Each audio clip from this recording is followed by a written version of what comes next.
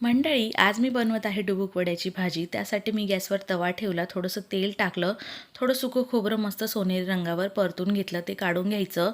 2 मध्यम कांदे लांबसर कापून तेही थोडंसं तेल टाकून छान असे सोनेरी रंगावर परतून घ्यायचे आहे. त्यामध्ये एक बारीक कापलेला टोमॅटो टाकून तोही 1-2 मिनटं परतून घ्यायचं. कांदा, खोबरं, टोमॅटो सगळं थंड करून घ्यायचं. त्यानंतर 10-12 लसूण पाकळ्या, 1 इंच आलं, थोडी कोथिंबीर, कांदा, खोबरं आणि टोमॅटो मिक्सरच्या जारमध्ये टाकून थोडं पाणी टाकून वाटण तयार करायचं. गॅसवर कढई ठेवायची, 4-5 पळी तेल टाकायचं, थोडंसं जिरं टाकायचं, वाटण टाकून वाटण तेल सुटेपर्यंत परतून घ्यायचं आहे मस्त. त्यामध्ये आता थोडीशी पाव चमचा हळद, 1.5 चमचा लाल मिरची पावडर, 2 चमचे धना पावडर, 2 चमचे काळा मसाला टाकून परतवायचं. थोडं पाणी टाकून पुन्हा तेल सुटेपर्यंत छान मसाला परतवायचा आहे.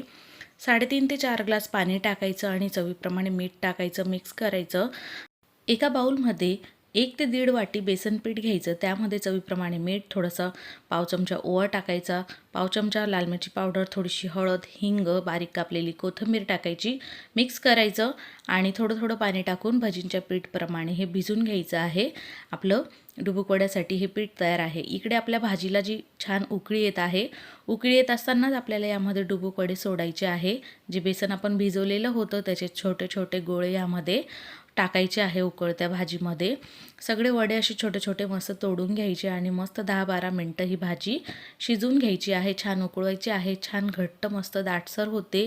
चवीलाही छान लागते भाजी. भाकरी, चपाती, भातासोबत खाऊ शकतो आणि खूप छान लागते. नक्की करून बघा. रेसिपी आवडल्यास लाईक, शेअर, सबस्क्राईब करा. धन्यवाद. Bye bye.